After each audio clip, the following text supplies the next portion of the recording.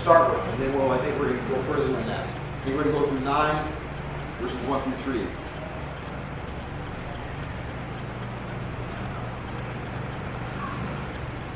John wrote this letter to a persecuted church about 96 AD, suffering persecution. Rome had declared war on Christianity. They were persecuting the Christians, throwing them to lions, man. I mean, skinning them. I mean, it was pretty nasty. And John, who was a pastor, wrote this letter from his heart. And he started off in chapter 1, verse 9, where he says, I, John, both your brother and companion in tribulation, in kingdom and patience of Jesus Christ, was on the island that is called Patmos for the word of God and for the testimony of Jesus Christ. The tribulation he's talking about right there is about trials in our life, not the great tribulation, just the problems and the troubles we have in life, either from the world, even from our sin, okay? He had been banned to this island of Patmos. He's being persecuted. But listen to what he says in verse 10 of chapter 1. He says, I was in the Spirit on the Lord's day, and I heard behind me a loud voice as a trumpet. See, he was in the Spirit. The Spirit didn't come upon him. He was in the Spirit. He sought after the Spirit by prayer, and he was filled with the Spirit. Prayer is all over Revelation. It's all over the Bible. And now we're in chapter 8. And in the early church history, there was, they knew that God heard them. There was a certainty about God hearing them when they prayed. They knew that God heard them. They believed God heard them when they prayed. They believed that God listened. If we believe God heard our prayers, would we pray more? Just think about that. A lot of times people don't pray because they think, well, God's not going to answer anyhow. He's going to answer. Just might not be the way you want it. So John here in chapter 8, he's going to show us the importance of prayer. So verse 1 of Revelation chapter 8, it says, when the Lamb broke the seventh seal, there was silence in heaven for about half an hour.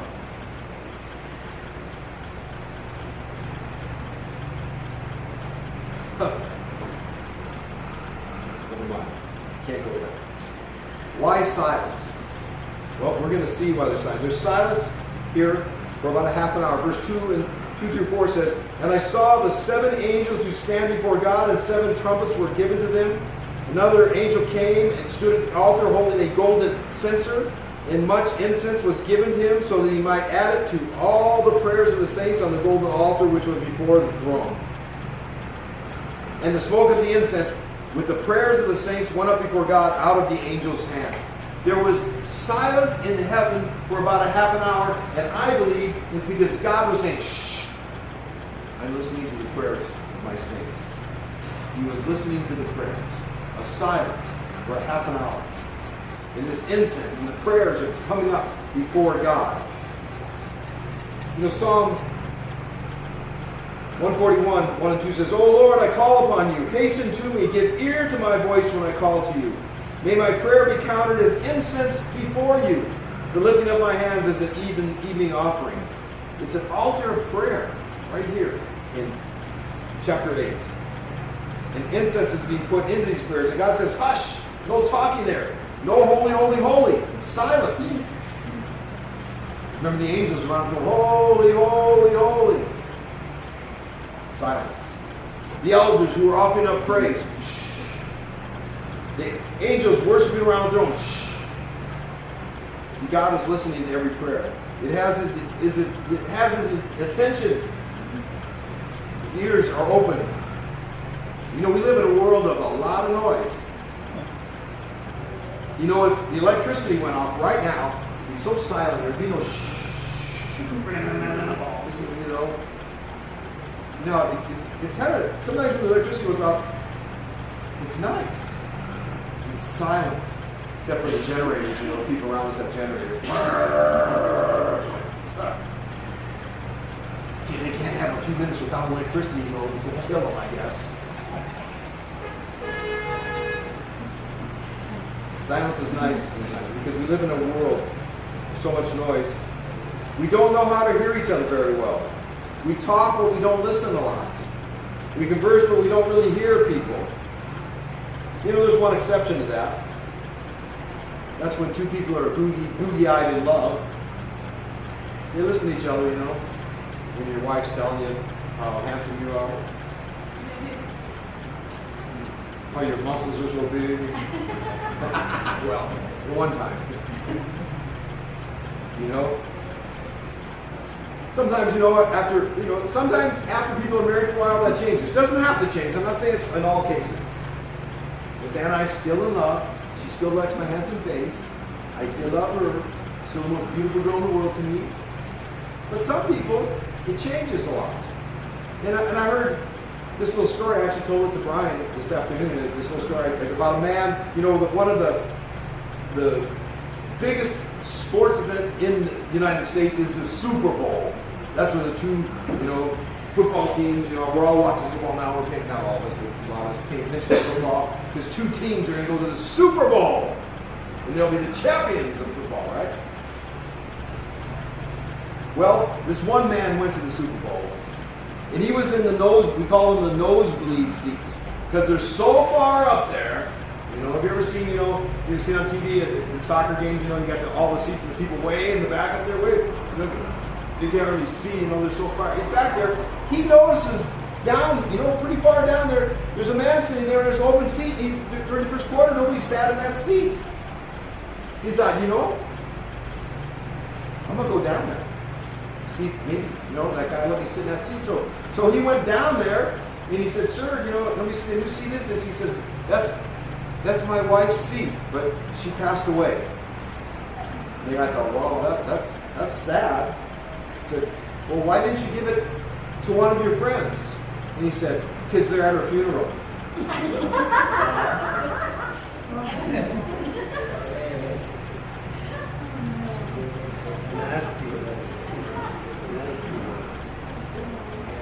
But newlyweds, they're in love, they listen to each other. Sometimes, wives, you feel like your husbands don't listen to you. God listens to you. You don't feel like he's listening to you. God still listens to you. He says, hush, my children, they're speaking to me. I'm listening. That was a joke, by the way. You're looking like you're serious. They're like, whoa. God, I went into his wife's funeral. So, in verse 5 and verse 6 now, in Revelation 8, it says, then the angel took the censer and filled it with the fire of the altar and threw it to the earth. And there followed peals of thunder and sounds and flashes of lightning and an earthquake. And the seven angels who had the seven trumpets prepared themselves to sound them. So he takes the prayers, he takes this incense, he takes this censer and he fills it with the fire and the altar and he throws it. He says, listen, it's a heavenly scene. It's a spiritual scene. They're in eternity, they're in heaven. And he takes this and he throws it down to the earth. And it's almost like the prayers of the saints are shaking the world, man. And there's earthquakes, there's fire, all this lightning, all this stuff is happening. The whole world is shaking. Prayer is being answered. God's listening to prayers. It's like the prayers now are being answered. Your prayer is being heard. Your prayers are being heard. Guess what? Your prayers will shake up the earth. Your prayers change things more than you do. We want to get out and we want to do stuff. Your prayers change things more than your actions. They do. Because when you're praying, then God works. God does it. God moves. And then you see this also, it sets off these 7 trumpets. In verse 6, and the 7 angels who had the 7 trumpets prepared themselves to sound. So there's these 7 angels with these 7 trumpets, they're getting ready to blow them. Wow. for a Jewish person that would read this letter, this would mean a lot to them for a few different reasons. One of them is this. It would remind them of the book of Joshua, when the walls of Jericho came tumbling down at the sound of the trumpets. The 7 trumpets and the walls came down. It would remind them of that. Victory.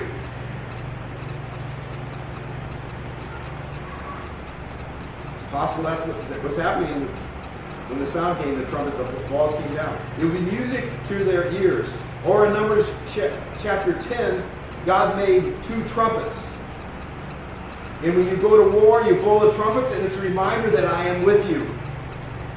When you blow the trumpets, it's a reminder that I am with you. So, here's this letter, this intense letter of all this stuff's going to happen on the earth. But it's encouraging to those people who are being persecuted. He's encouraging them, because this letter is written to a persecuted church. This isn't, people that are free to worship at that time. It's also to us, but it was for them.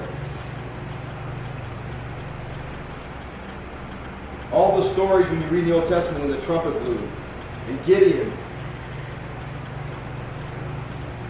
you would say, yeah, this is all good, but I've been around a long time, and I don't think God listens to my prayers anymore. It doesn't seem like they're answered.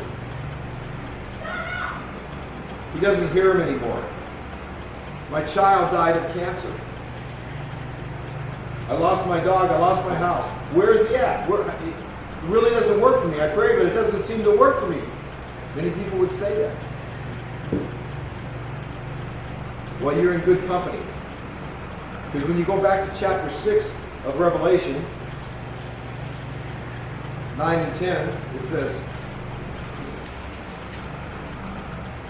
talking about the martyrs, it says, when the Lamb broke the 5th seal, I saw underneath of the altar the souls of those who had been slain because of the word of God and because of the testimony which they had maintained. And they cried out with a loud voice, saying, How long, O Lord, holy and true, will you refrain from judging and avenging our blood on those who dwell on the earth? How long? How come you're not answering their prayers, Lord? When's this going to happen? I prayed for my mother and father for 25 years before they got saved. But they got saved. 25 years. I wasn't going to stop praying for them. I love them. They got saved. How long, Lord? How come? Where are you? The delay of the Lord is not because he is mean or he wants you to suffer. That's not, his delay. Sometimes we feel that way. You think about Zacharias, married to Elizabeth. In Luke, the Christmas story, and we hear that with John the Baptist, part of the Christmas story, and then we hear about John the Baptist being born.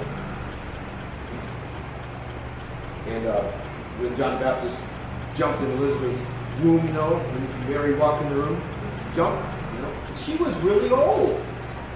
She had her baby, she was really old. Listen, in Luke 1, verse 5, it says, there was, in the days of Herod, the king of Judea, a certain priest named Zacharias of the divisions of Abijah. His wife was of the daughters of Aaron, and her name was Elizabeth.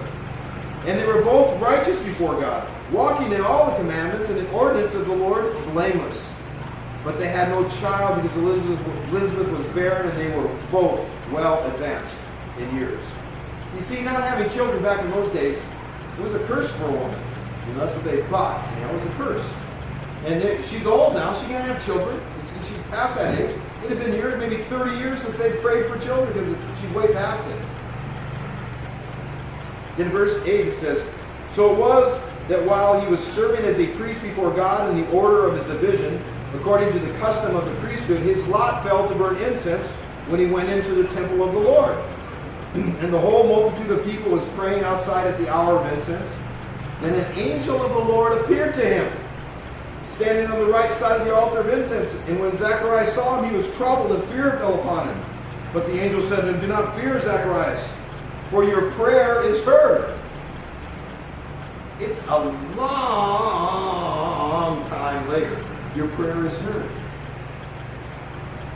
Maybe 30 years later, your prayer is heard, and your wife Elizabeth will bear you a son, and you shall call him John. And you have joy and gladness, and many will rejoice at his birth. He hadn't prayed that for years. God heard his prayer. He answered his prayer. Possibly 30 years later. You see, it's God's timing. When he answers your prayers and my prayers, it's his timing. You know, I don't always like it either. But I'm on it now. You know, I pray for the Lord to make my back, feel good and all that, and all that right now. But, it's in his timing. I probably have to wait till I get a new body before it feels good again. But I'll wait. For us, Lord, give us a son, and give it now, please. Probably how they pray. Give us a son. My wife's embarrassed. She's shamed. Give us a son. And he finally did. You see, it's his time. Delay is not procrastination. He's going to do something bigger. And through the years, you've heard our testimony of the ministries and how God did bigger things than we all ever expected. In his timing, guess what? He gave them the greatest man who ever lived outside of Jesus. John the Baptist. The Bible says there was none greater than John the Baptist in the world. Better than anything they had ever dreamed of. So your prayer is heard. God says, shh, Pastor Jim's praying, shh, Sam is praying. He's listening. And listen, if you want to have an answer, you have to pray. If you don't pray, you're not going to get an answer. James 4 says, yet you do not have because you do not ask. So be one who prays. Listen, when you pray, you have God's attention. You've got it. And here we look in chapter 8, and there are the prayers of the saints around the throne. And God hears every one of them. Every one of them. Revelation really is not a hard book to understand. We're looking at the breaking of the last seal, which has now opened up these 7 trumpets that we're going to start to look at. There's been silence for a half hour in heaven, a holy silence, a time of prayer. We've seen 7 seals. Now we're going to see 7 trumpets, and we're going to see 7 bowls. And each is worse. It gets worse as we go along. So, back to verse 6 again. In verse 6 and 7, it says, and the 7 angels who had the 7 trumpets prepared themselves to sound them. The first sounded, and there came hail and fire mixed with blood, and they were thrown to the earth. And the third, listen, a third of the earth was burned up, and a third of the trees were burned up, and all the grass was burned up. Fire consuming a third of the earth.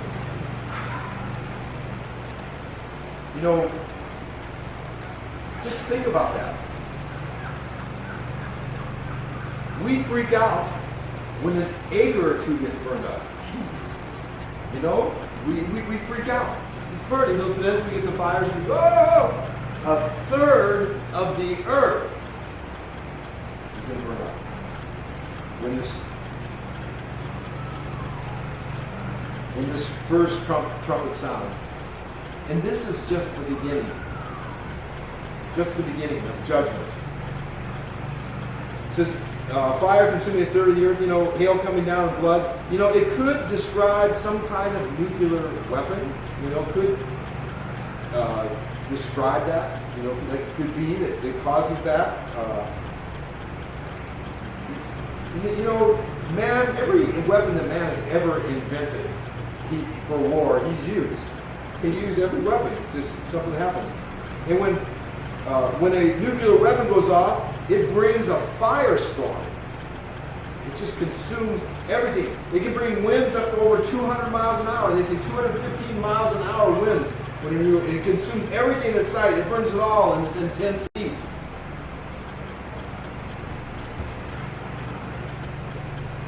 There were these islands of Bikini.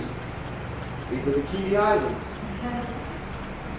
And they blew up an island, and it went off. And the water went up, thousands, they didn't expect it, thousands of feet in the air when it went off. I mean, big, huge hailstones came down because they froze. They weren't ready for that. Then in verse 8 and 9 of Revelation 8, the second angel sounded, and something like a great mountain burning with fire was thrown into the sea. And a third of the sea became blood, and a third of the creatures who were in the sea and have life died, and a third of the ships were destroyed. We're worried about people going, people are worried about people going out with gill nets, right? A third of the fish are going to be destroyed. A third of the ocean will be like blood. Whew. Man. This also could be a nuclear exchange or something. We're not really sure. Whatever it is, it's bad. Verse 10, 11, the third angel sounded. And a great star fell from heaven, burning like a torch, and it fell on a third of the rivers, and on all of the springs. And the name of the star is called Wormwood, and a third of the waters became wormwood, and many men died from the waters because they were made bitter. We know that when there is a nuclear explosion, that the water is contaminated for huge areas around it. Huge areas. And wormwood, I found this interesting. The wormwood in Russian is Chernobyl. And those of you who know anything about history, there was a nuclear accident in Chernobyl many, many years ago. It's the 1980s, right? 80s? I actually watched a special on Netflix or something called Chernobyl. I was amazed. I think it was kind of pretty accurate about the people that were there, what happened, and the cover up, and what happened to the people. It was awful. Remember the star in this. Remember the star, because we're going to see it again later on in Revelation. A great star fell from heaven, burning like a torch. And then verse 12. You see these trumpets every time one's blown? Whew, something intense happens. Then 12. The fourth angel sounded, and a third of the sun, and a third of the moon, and a third of the stars were struck, so that a third of them would be darkened, and the day would not shine for a third of it, and the night in the same way. The sun, stars, and moon are darkened. Scientists say when there's a nuclear exchange, there's also a nuclear winter. Like a volcano going off. When a volcano goes off, it gets dark and cold. We had the worst summer in the 1980s when that volcano went off up in northwest.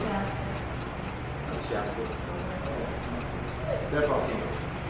1980s again. Volcano went off. We didn't have we had a whole summer with not one clear day. Remember the name? I know. Famous volcano went off. We had a terrible summer. I remember it was awful. Awful summer. The sun just wasn't there. And that volcano was up in Oregon, right? It was up in Oregon, far away from us, hundreds of miles from us, and ash was falling on our cars and all over us. It was at least 500, 600, 800 miles away, and ash was falling on us. And the skies were darkened. And up there, they were completely darkened. They say that in California, if there was a nuclear attack, the temperature would not get above 15 degrees. It would be cold if there was a nuclear attack. Wow. Then verse 13. Then I looked, and I heard an eagle flying in mid-heaven, saying with a loud voice, "Woe, woe, woe to those who dwell on the earth, because of the remaining blast of the trumpet of the three angels who are about to sound." In other words, he's saying, you think those four trumpets were bad? Woe, woe, woe. The next three, put them to shame. They're Disneyland. That's scary. Ouch. Wait for these last three trumpets sounding. Well, then in chapter 9, we're going to look at just the first three verses. Then the fifth angel sounded, and I saw a star from heaven which had fallen to the earth, and the key of the bottomless pit was given to him. He opened the bottomless pit, and smoke went up out of the pit like the smoke of a great furnace, and the sun and the air were darkened by the smoke of the pit. Then out of the smoke came locusts upon the earth, and power was given them as the scorpions of the earth have power. This is interesting. It could mean a lot of different things. I'm just going to give you, some thoughts tonight of what it possibly these things could mean. You see, these next three are going to be more spiritual. They're going to be demonic, more than Mother Nature kind of things like volcanoes and fire, maybe nuclear weapons, all that kind of stuff.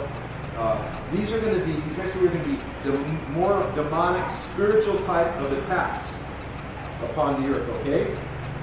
The star had already fallen. The star there is another name for the shining one. The shining one is also a name for Lucifer. We believe that this is when Lucifer is cast out of heaven finally. Right now, the devil, Lucifer is the devil, Satan. Right now, he has access to heaven. He goes and he can see God in heaven. He's not kicked out of it yet. But he gets kicked out and thrown to earth. That's why the angel said, "Woe, woe, woe." Because no longer is Satan going to be traveling up into heaven anymore. He's going to be on the earth. And his wrath is going to be intense. He knows he has a very short time left, and he's going to destroy, kill, whatever he can to anybody during that time. It's going to be a mess. He gets cast out of heaven. He came to earth. That's, he's called the God of this earth. He's the ruler of, the principalities of the air. God has allowed that because we sold out when Adam and Eve gave him the title deed to earth. One commentary I heard, I can't remember if Chuck Missler or not, but he looked at Genesis 1, verse 27 to 28, which says, "So God created man in his own image. In the image of God he created him. Male and female he created them. Then God blessed them, and God said to them, Be fruitful and multiply, fill the earth and subdue it. Have dominion over the fish of the sea, over the birds in the air, over every living thing that moves on the earth." You want to subdue the earth, and I think it was Chuck Missler said, why subdue it? To drive out the falling star. Because there was a darkness over here before that. It's a whole other study. And then man comes and he's a light to the world. To subdue the earth. The disciples in Luke 10 were sent out to minister. And they came back really excited. And it says this in Luke 10, verse 17 to 20. It says, Then the 70, he had sent 70 out, they returned with joy, saying, "Lord, even the demons are subject to us in your name." Wow, man. Even the demons, in the name of Jesus, be gone. Like tonight. Leave Maritza alone in the name of Jesus. Lord, rebuke that demon. And the demons listened to him and obeyed them. They come back. Maybe they were like, "Man, Lord, even the demons listen to us in your name." Maybe, I don't know. They're excited. When God uses you, you get excited. Maybe it just be that kind of excited. Because he's not rebuking them. He says, then God, he said to them, Jesus said to them in verse 18, "I saw Satan fall like lightning from heaven. Whoa. Behold, I give you the authority to trample on serpents and scorpions and over all the power of the enemy, and nothing shall by any means hurt you. Nevertheless, do not rejoice over this, that the spirits are subject to you, but rather rejoice because your names are written in heaven." He's seen, because he can spiritually he understands Satan is cast down to the earth. I bet he's seen that right there that we're reading tonight. He's seeing that future thing. He says, but you know what? Don't be so excited about that. Be excited that you're saved. Church, Calvary Chapel of Saint-Bite, be excited that you're going to heaven. Be excited that you're saved. Be excited that you're not going to have to experience all this that the world is going to have to experience. Be excited because you have Jesus in your heart. That's what he says. He's also saying, be careful. Watch out for pride in ministry. There's a lot of ministers in the world today that get prideful. You know, there's three things that knock people out of ministry. The pastors, let's speak about pastors, but leaders, people out of ministry. One is sexual immorality. The other is money. And the third is pride. Thinking that you're something. Stealing God's glory. Thinking that it's you. That will knock you out of ministry. He said, be careful. Be careful. Be happy that you're saved. God rescued you from hell. And he's taken you to heaven. The Bible is very clear. Not one person is good in the world. Not one is righteous. All of us have fallen short of the glory of God. We are, when you get right down to it, the thing is, well, I'm not such a bad person. That's because we compare ourselves to bad people. When you think you're not such a bad person, that's because you're comparing yourself to that person over there that maybe he's killing people or doing drugs or doing, these bad things. Well, I'm not so bad. Compare yourself to a holy God and you realize you are wretched. You've fallen short. And you need to be saved. So he saved us. He saved us from that. He gives us his righteousness. Rejoice in that. And make sure that ministry does not become your passion. That's dangerous. Make sure that Jesus is your passion and ministry flows out of that. And don't get prideful. Remember, if anything happens good, it's because he did it through you. Now, back to chapter 9 there. He talks about this bottomless pit. The bottomless pit. Jesus, after he died, he went to the center of the earth, to Hades, to the center of the earth. Man hasn't been down there. We haven't dug down that far. We haven't been to the center of the earth. We don't know what's down there. But Jesus went to the center of the earth. He went to Hades. The bottomless pit, I don't know, I don't know if it's spiritual, or if there's actually a place down there that the demons are locked up spiritually in the center of the earth, because he goes to the bottomless pit, goes down, thrown to the earth, and goes to the bottomless pit. It opens it up.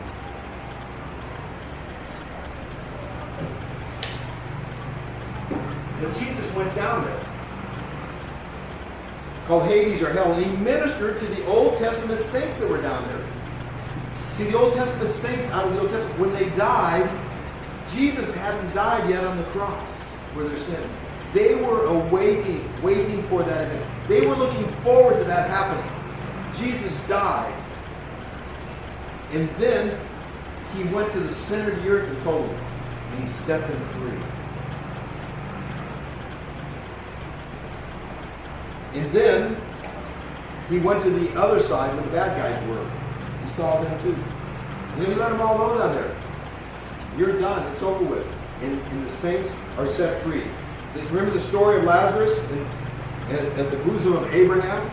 Lazarus, was a poor guy up here, and there was a rich guy, and the rich guy never helped the poor guy, and the poor guy died, and then the rich guy died, and the poor guy, Lazarus, was in the bosom of Abraham, and there was a big gap from where he was. You couldn't get over to the other side, and the unsaved rich man was over there, and he would yell over, Lazarus! Lazarus! Abraham, just give me a drip of water, just one drip of water on my tongue. We can't get across. There's no way we can cross over. It's too far. Those are the ones that are waiting for Judgment Day, that are going to hell. And these are the ones that are waiting for Jesus to set them free. And he went down and he set them free, the captives free. That's what he's talking about. That's where he went, where Lazarus was. 1 Peter 3:18 says, For Christ also suffered once for sins, the just from the unjust, that he might bring us to God, being put to death in the flesh, but being made alive by the Spirit. Verse 19, by whom also he went and preached to the spirits in prison. It says then, who formerly were disobedient. See, he went down and he talked to the ones that were saved, but he also went down and talked to the ones who were disobedient. When once the divine long-suffering waited in the days of Noah while the ark was being prepared, in which a few, that is 8 souls, were saved through water. Let me kind of explain this to you. See, he went to the prison side and he preached to the disobedient ones, and there's a whole bunch down there when he's talking about Noah of those who I believe were the angels that are locked up because they were so wicked and so evil that they've been locked up and they are unleashed out of the bottomless pit here in chapter 9. That's what I believe, okay? These are the angels who have fallen. In 2 Peter 2:4 and 5 it says, "For God did not spare the angels who sinned, but cast them down to hell and delivered them into chains of darkness to be reserved for judgment, and did not spare the ancient world, but saved Noah." So he locked them up down there. And then he went down and spoke to them. Probably said, "You guys lost, man. My blood is shed. I'm coming back to life. It's all over for you." I guess. I don't know what he told him. You can ask him later, right? So these are the angels who've fallen. Listen to Jude 6. "And the angels who did not keep their proper domain, but left their own abode, he has reserved in everlasting chains under darkness for the judgment of the great day. As Sodom and Gomorrah and the cities around them, in a similar manner to these, having given themselves over to sexual immorality and gone after strange flesh, are set forth as an example, suffering the vengeance of eternal fire." See, these were the demons, the angels, that during the days of Noah, they came to the earth, they took women, had sex with them, and had babies that weren't human. They went after strange flesh. The men of renown, the Nephilim. And then you look at a lot of mythology, Greek mythology and things like that, and you see Hercules, and you see Greek mythology talking about Zeus coming down and taking a woman and his wife, and have Hercules. The same story lines up with the biblical account of Noah, and you see it right here. He's talking about these. These were extra bad angels. I hope that some of that made a little sense to you guys. I know there's a lot of information right there. But these are extra bad angels who we locked up down there. He has the key for that. They are hideous. They did not stay in their own place. Listen, Genesis 6:4. I'll read it to you. "There were giants on the earth in those days, and also afterward, were the sons of God." Sons of God are a reference to angels, okay? Sons of God are always a reference to angels when you see it. "The sons of God came into the daughters of men, and they bore children to them." Ta-da. What I was just telling you. "Those were the mighty men who were of old, men of renown."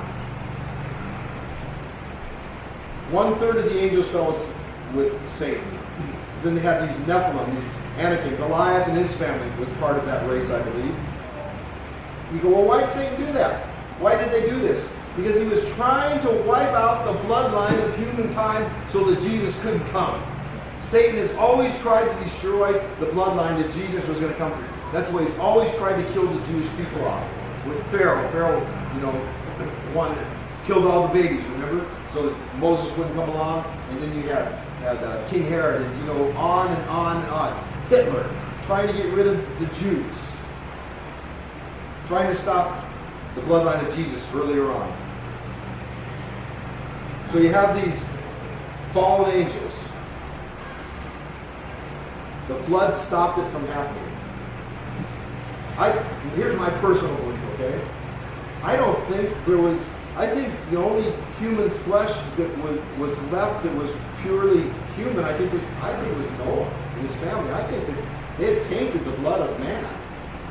And they weren't all human beings. They were part angel, part human, and they had no spirit. The Spirit of God.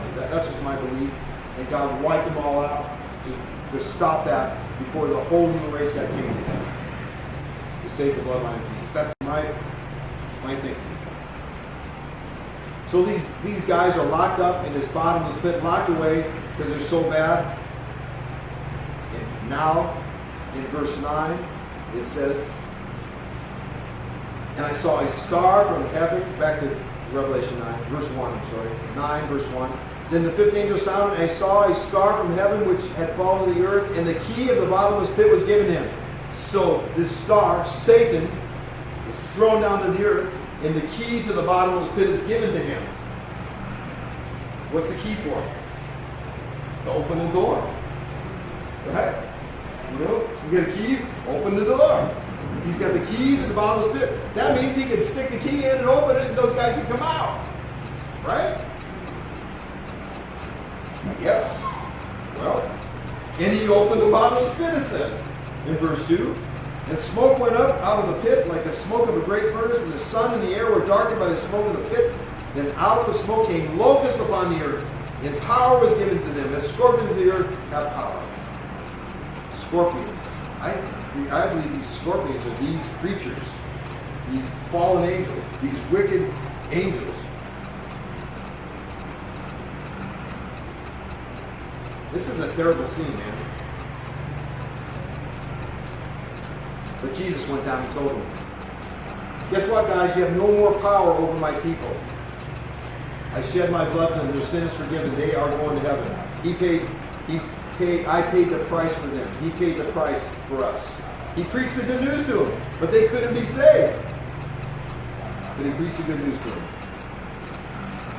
You know, many people today would come and say, really? Demons? A lot of educated people say, yeah, demons, come on. What are demons, man? That's some kind of fairy tale. Demons. So, you know, you read that stuff, that's before we had psychologists, you know, that could figure these things out. And you blame it on demons. And now they have psychologists who tell them their problems, you know, that other voice coming out of that person is a split personality. The only time I experienced two different people when somebody was to me, it was demonic. I dealt with a lady one time, and she was two different people, and it was very demonic. The whole situation of her was very demonic. She was demon possessed. Yeah, but these guys are doctors. These are learned people. They you know, you're blaming on this spiritual stuff, and we know what it is. Well, you know what? Things through the world have changed. 1666 in London, if you were there, cannons were being fired all day and night. Smoke was everywhere. You go to your friend's house, he says, people are dying everywhere. And you go, gee, I wonder why, I don't understand. And he says, well, our doctors are learned men, and they have told us they are dying because of the fresh air.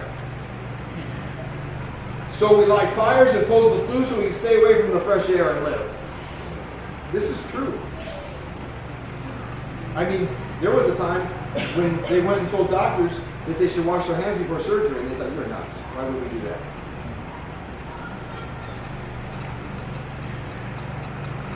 Well, this guy says to him, he says, wait a minute, I don't care what your doctors say, your educators. It is not fresh air that is killing you. It is fleas on the back of the rats that are carrying bubonic plague. That's what was killing them, not the fresh air. If you would have told them that, they left you out of town. Because that's what was happening. They were like, what do you mean fleas in the back of rats? It's the fresh air. The college people, the professors told us, the high school biology teacher. What are you? Biology? Yeah. He told me.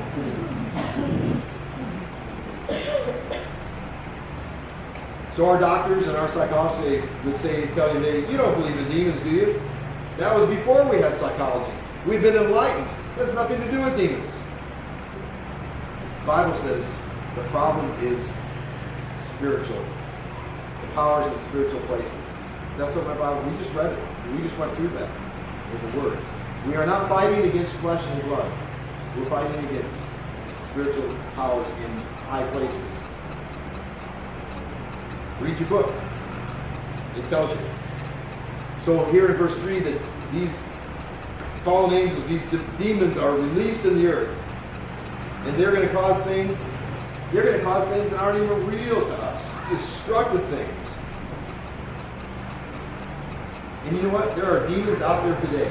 There are demons in this village. There's demons in this country. There's demons all over the world. And they have no power over you. Because you have Jesus. He who is in you is greater than he who is in the world. The only power he has over you is what you allow him to have. What you let him scare you into. They have no power over you.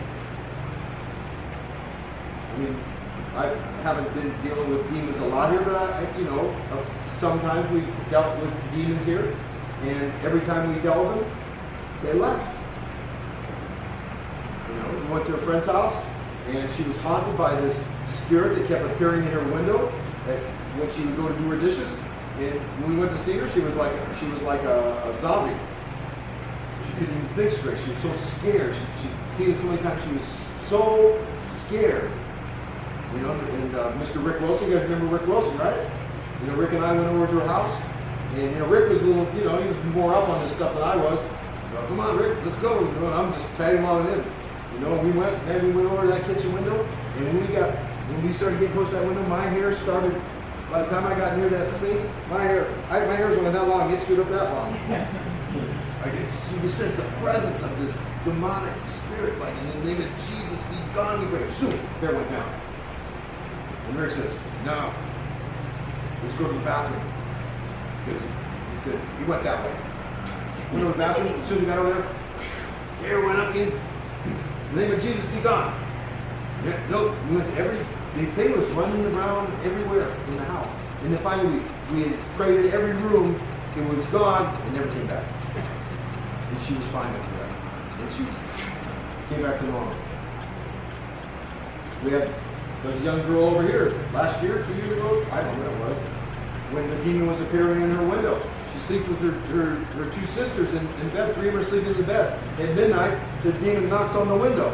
And she's the only one that wakes up. Nobody can hear it but her. And it's telling her, kill yourself. You need to kill yourself.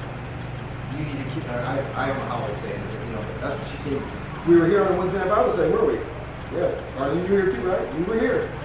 The whole family came in, right in the middle of the Bible study. About 20 of them came in. They're all freaked out. And then they told us what happened. So let's go over. We marched over like an army. And we prayed for that demon to be gone. Never bothered her again. Because he who is in us is stronger than he who is in the world. And you just have to believe and say, Lord, you do it. I can't rebuke no demon. I got no power. Lord, you got all the power in the world. And we say, be set free in the name of Jesus, when reads it, right? Gone. Gone.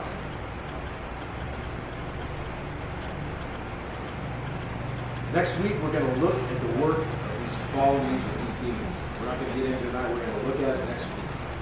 Continuing the study. So,